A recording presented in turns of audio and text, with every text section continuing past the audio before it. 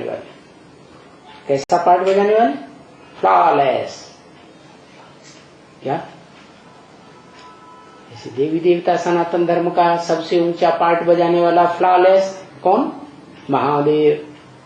ऐसे ही चंद्रवंश का सबसे ऊंचा पार्ट बजाने वाला कौन?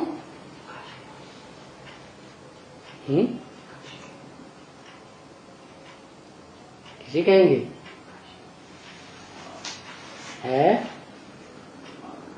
जिसे कहते हैं अनुसुईया, काशी मां, योगिनी। योगी राज होगा, योगी होगा दुनिया का सबसे बड़ा, तो सबसे बड़ी योगिनी भी तो होगी कोई, तो वो रुद्रमाला का दूसरा मंत्र। उससे जन्म होता है किसका? है? अरे नहीं, उससे जन्म होता है संगम युगी नारायणी का। वो जो संगम युगी नारायणी है वो तो त्रिदेव में से एक है ना, वैष्णवी है ना, तो वो तीनों देवियां और तीनों ही देवताएं उसको पवित्रता में श्रेष्ठ मानते हैं। किसको? अनुसुईया। जिस अनुसुईया ने तीन देवताओं को भी अपना बच्चा बना लिया। आए थे गंदे भाव से, क्या गंदे भाव से आए थे, गंदी भाषा बोली, लेकिन फिर भी उन बच्चों को क्या कर दिया? योग बल से छोटा बच्चा बना दिया। इतनी पवित्रता की ताकत। तो वो सब धर्मों में सबसे ऊंचा पद पाने वाली बन जाती है संगम युग में। प्रभावित हो जाते हैं सब धर्म वाले। और जो मुख्य चंद्रवंश है, ब्रह्मा वाली आत्मा, विष्णु वाली आत्मा, शंकर वाली त्रिदेव, तीनों ही वो प्रभावित हो जाते हैं, बच्चा बन जाते हैं, रचना बन जाते हैं। प्रभावित माने प्रजा, प्रजा माने बच्चे। तो उसको कहते हैं काशी नगरी। क्या? सबसे प्यारा रुद्रवत्सों में कौन है? काशी नगरी। काशी नगरी नाम क्यों पड़ा? काश्य को धारण करती है। काश्य माने तेज। जो सूर्य का तेज है, ओरिजिनल ज्ञान सूर्य है ना शिव, उसके तेज को धारण करने वाली वो बनती है तब जब वो ज्ञान सूर्य शिव साकार मनुष्य सृष्टि में प्रवेश करता है।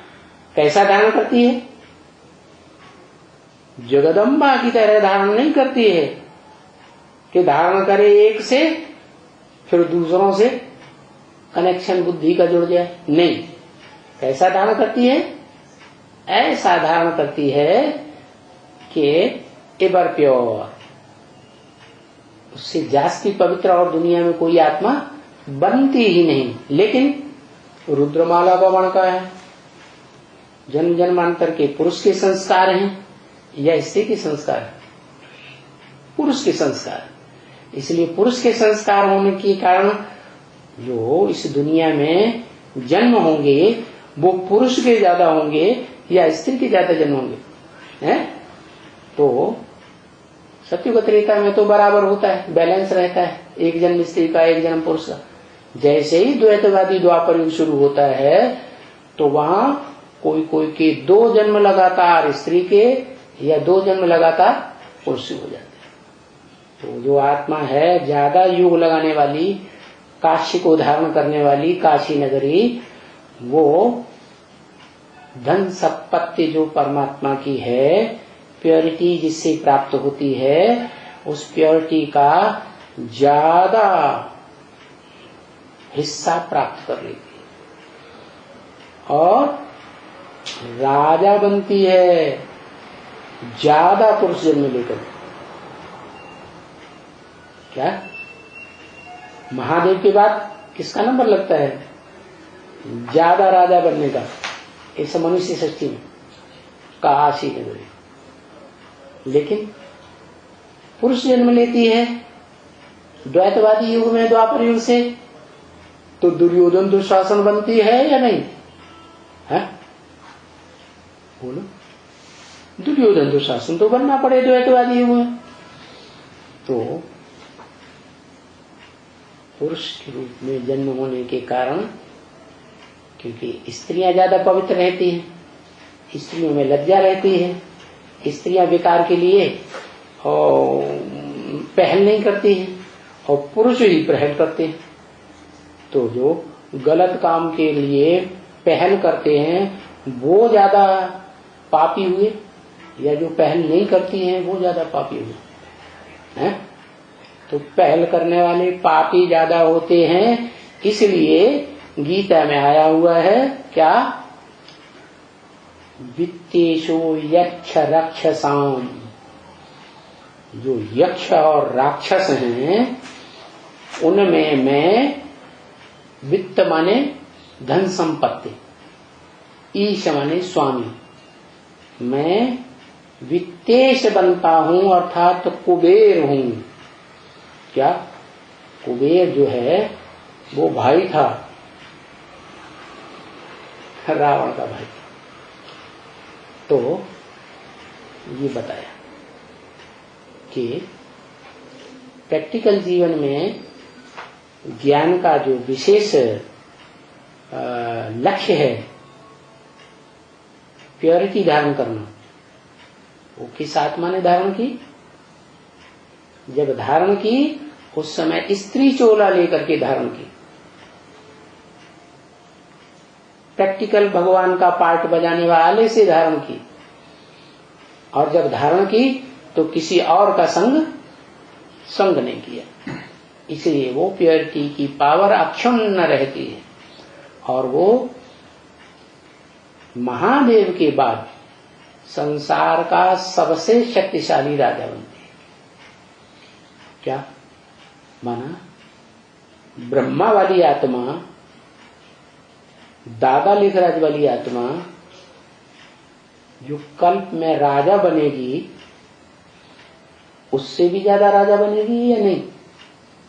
उससे भी ज्यादा, क्योंकि ब्रह्मा वाली आत्मा तो सतयुग के पहले जन्म में जाके राजा बनती है, और ये रुद्रमाला के मणके कहाँ राजा बनते हैं?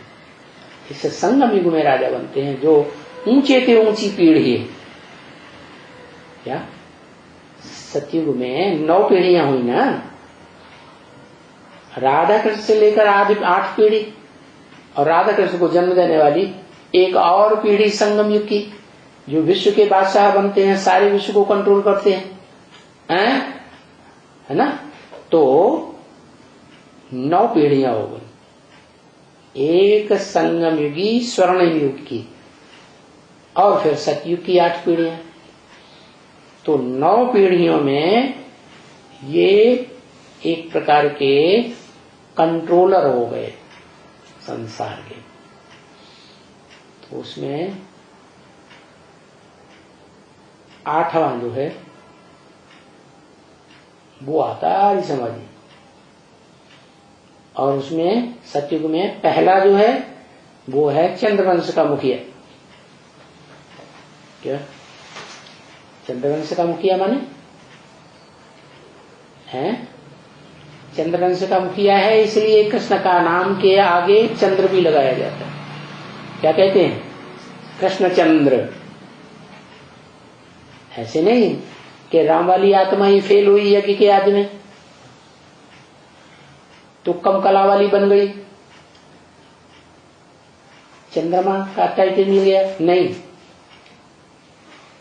जो दादा लेखराज वाली आत्मा है, जो सतयुग में कृष्ण बनती है, वो भी तो फेल होती है। बाप को पहचान लेती? नहीं पहचान लेती, तो फेल हो गई। तो दोनों ही आत्माओं का टाइटल पड़ जाता है। क्या सृष्टि में रंगमंच पर भक्तों के बीच में क्या टाइटल पड़ जाता है? कृष्णचंद्र और रामचंद्र। वास्तव में